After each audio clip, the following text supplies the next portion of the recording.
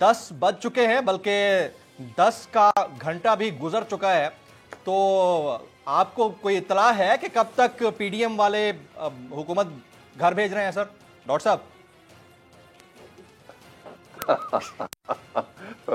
बिस्मिल्लाहिर्रहमानिर्रहीम, very good question. इस सवाल आज का $1 मिलियन क्वेश्चन है और ये हॉन्ट करता रहेगा अगले 10 साल पीडीएम को।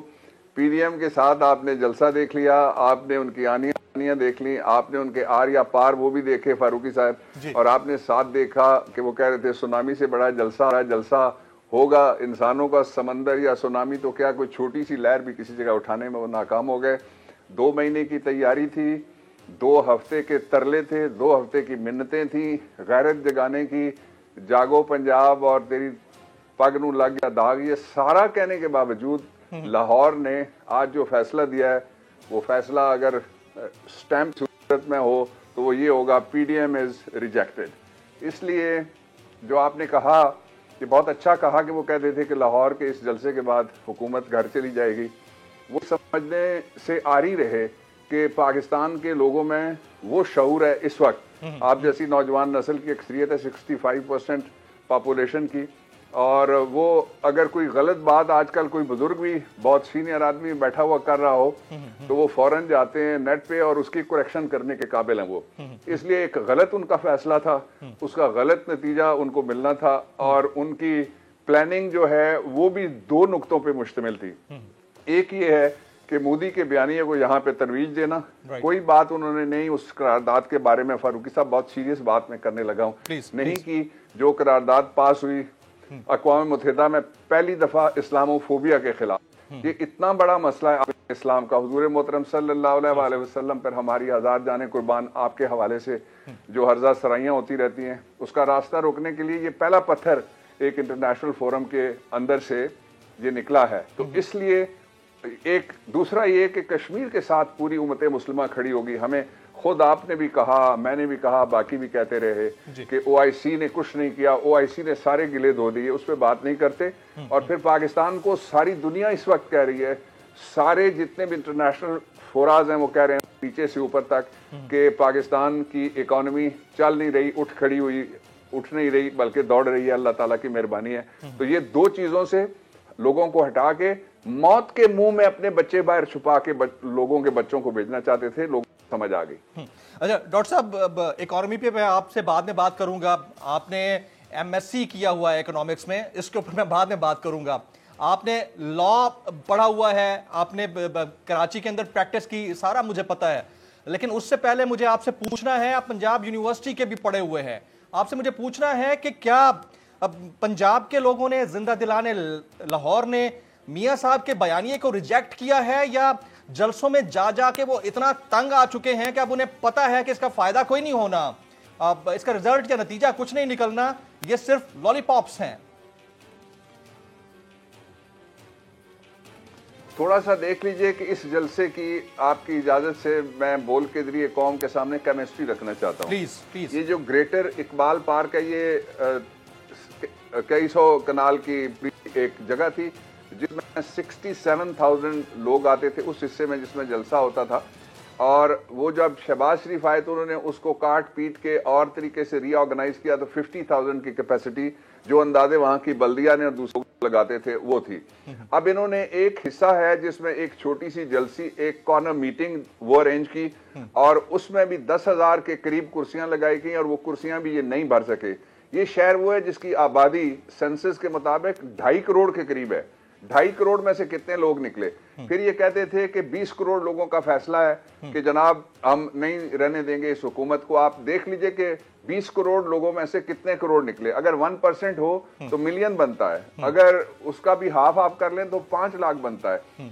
लोगों ने 2 चीजें रिजेक्ट की, जिस तरह आपने खुद भी इशारा दिया है अपने सवाल के अंदर। पहली चीज जो उन्होंने रिजेक्ट की है वो बयानिया कौमी इदारों के खिलाफ है। इदारे कौन से हैं? 3 हैं। ट्राइकोटमी ऑफ पावर के 3 बड़े मजबूत पिलर जिन पे ये हमला आवर है, उनमें से एक निजाम अदल है।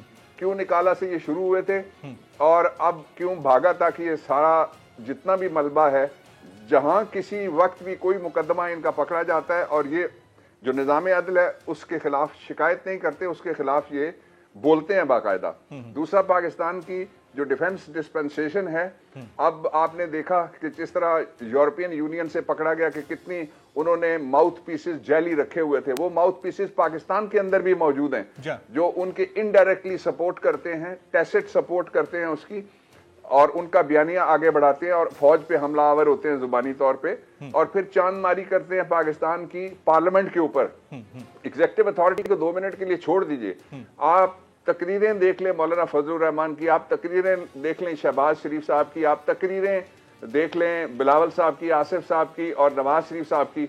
जब पाकिस्तान तहरीक इंसाफ का धरना था तो वो कहते थे कि ये बगावत है, और इन लोगों को बाकायदा उन्होंने लोगों को कहा कि तुम जाके इनका धड़न तख्ता करो और तुम ये जो बैठे हुए लोग हैं इनको हटाओ। इसका मतलब क्या था कि मुल्क में खाना जंगी थे। पाकिस्तान तहरीक इंसाफ के दौर में हमने उनको खुली छूट दी और आज वो एक्सपोज हो गए। और फिर दूसरा जो इसका खास पहलू है वो ये है कि इस वक्त एक ऐसा पेंडेमिक है जो कोई लोकल पॉलिटिकल इशू नहीं है, पाकिस्तान का भी इशू नहीं है, रीजनल भी नहीं है, वो ग्लोबल पेंडेमिक है। इसके अंदर इस वक्त तकरीबन 1.5 मिलियन से ज्यादा लोग जो हैं वो राय मुल्क अदम हो चुके हैं। और बड़ी बदकिस्मती की बात और फारूकी साहब क्या हो सकती है कि अपने बच्चे छुपाए हुए और जो लाते हैं साथ उनको सिर्फ बड़ी बड़ी गाड़ियों में स्टेज पे पहुंचाते हैं। उनको कहो ना जरा गरीब के बच्चों के साथ सर्दी में नीचे खड़े होकर कुर्सी के बगैर और वो 7 घंटे का जलसा इंतजार करें। यानी 2 बजे से लेके ये 10 बजे तक कितने लोग आए? कोई लोग नहीं आए, इसलिए कि लोगों को मालूम है कि वो चोरी की आल माल खाल बचाने के लिए ये जो जोहद कर रहे हैं, इसका कोई किसी तरह से भी ना गरीब आदमी को फायदा होगा, ना निजाम को होगा, ना इकोनॉमी को होगा, और ना ही पाकिस्तान के ग्लोबल इमेज को होगा। ऑलराइट। अब मेरा सवाल आगे आपसे इससे रिलेटेड ही था, डबल स्टैंडर्ड्स के ऊपर, लेकिन उससे पहले एक और इम्पॉर्टेंट चीज वो ये कि ये जलसे तो उन्होंने कर लिए, इनका पार शो जो था लाहौर का वो वीक मसल्स हमने देख लिए उनके, लेकिन इसके बाद इन्होंने इंदिया दिया है कि इस्तीफे देंगे, क्योंकि आप पार्लियामेंट्री अफेयर्स देख रहे हैं और एडवाइजर हैं प्राइम मिनिस्टर के उसके ऊपर, तो आपसे पूछना बनता है अगर इस्तीफे आते हैं, बड़ी तादाद में आते हैं, तो स्पीकर के पास क्या आईनी इख्तियारात हैं? इस हवाले से आईन क्या कहता है डॉक्टर साहब? थैंक यू फारूकी साहब, it's a very important question. पहले मैं आइन की और कानून की जुबान में और जो रूल्स ऑफ बिजनेस हैं to conduct the procedure in the National Assembly and the Senate of Pakistan, जो पार्लियामेंट पाकिस्तान की के बाइकैमरल 2 हिस्से हैं, एक लोअर हाउस और अपर हाउस, उसकी तरफ जाता हूं। प्लीज। पहली बात यह है कि इस्तीफा देना, उसके लिए जो तरीकाकार ये है कि जो मुस्तफी होने वाला शख्स है वो खुद अपने हाथ से इस्तीफा लिखेगा। इस्तीफा लिख के वो प्रिजाइडिंग ऑफिसर जो हैं, जिनको स्पीकर या चेयरमैन सेनेट कहेंगे, अगर सेनेटर है वहां जाएगा, स्पीकर नेशनल असेंबली या स्पीकर प्रोविंशियल असेंबली या एमपी या एमएनए है तो वहां जाएगा, उनके सामने पेश होके वो इस्तीफा देगा। मैं आपको रिसेंट हिस्ट्री में से इसकी मिसाल देता हूं। जब 2013 में पाकिस्तान तहरीक इंसाफ ने इस्तीफे दिए थे तो वो कभी स्पीकर अयाज सादिक साहब के पास जाके पेश नहीं हुए। एक साहब ऐसे थे जिन्होंने अकेले जाके असेंबली में खड़े हो ऐलान किया on the face of the speaker कि मैंने इस्तीफा दे दिया है। उनका इस्तीफा मंजूर हो गया। वो आज वो उनके साथ ही हैं, पीडीएम के साथ हैं, जावेद हाशमी साहब, उस वक्त पाकिस्तान तहरीक इंसाफ की तरफ से कौमी असेंबली के रुकन बने थे। तो ये पहले इनको जाना पड़ेगा। और ये स्पीकर के अलावा जो इस्तीफे दे रहे हैं ये ऐसे ही है जैसे कोई बाएं जेब में से निकाल के या नीचे वाली जेब में से ऊपर कर दे इस्तीफा। इस तरह से इस्तीफा नहीं होता। ये इस्तीफे के साथ शुगल लगा रहे हैं। ये शुगलिया मुस्तफी ना हो। आप अगर इस्तीफा देना चाहते हैं तो एक रास्ता आपके सवाल के नतीजे में ये है।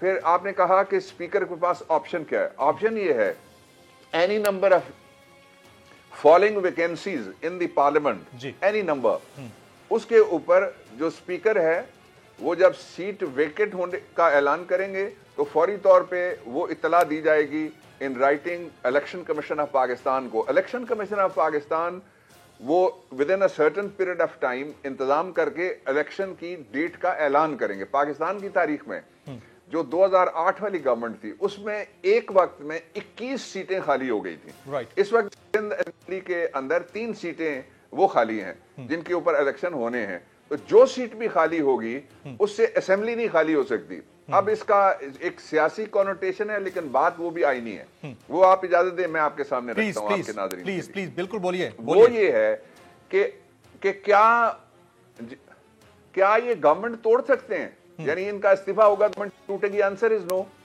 کیا یہ الیکشن سینٹ کا روک سکتے ہیں جو آ رہا ہے اگر یہ مستعفی ہو جاتے ہیں؟ آنسر از نو. اب میں آپ کو 2 سیناریو اس کے دے دیتا ہوں. پہلا سیناریو ہم دوسرے سے شروع کر لیں, وہ یہ ہے کہ فرض کریں کہ پیپلز پارٹی 1985 والی غلطی دہراتے ہوئے جو اپنی گورنمنٹ ہے اس کو توڑ کے پارلیمنٹ سے باہر نکل جاتی ہے سندھ اسمبلی سے, تو صرف سندھ اسمبلی کی حد تک جو سندھ کی سیٹیں ہیں وہ ان کو فوراً نہیں ملیں گی.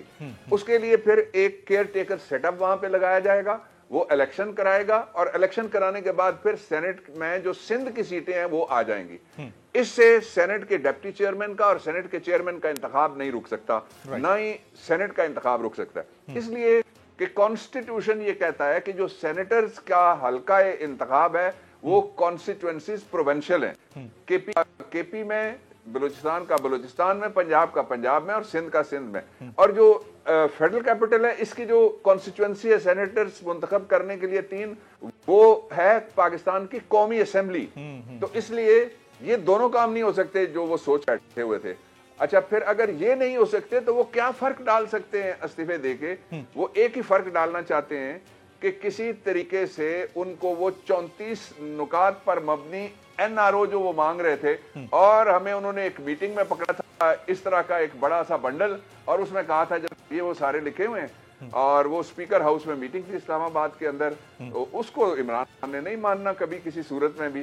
تو اس لیے اس کا نتیجہ سوائے اس کے کہ کچھ لوگوں کو مزید کووڈ انفیکٹ کیا جائے, بیمار کیا جائے, اور اپنے بچوں کو بھگا کے ان کو بچایا جائے, اور کوئی نہیں نکلنا. سبسکرائب کریں اور بیل دبائیں تاکہ کوئی خبر رہ نہ جائے.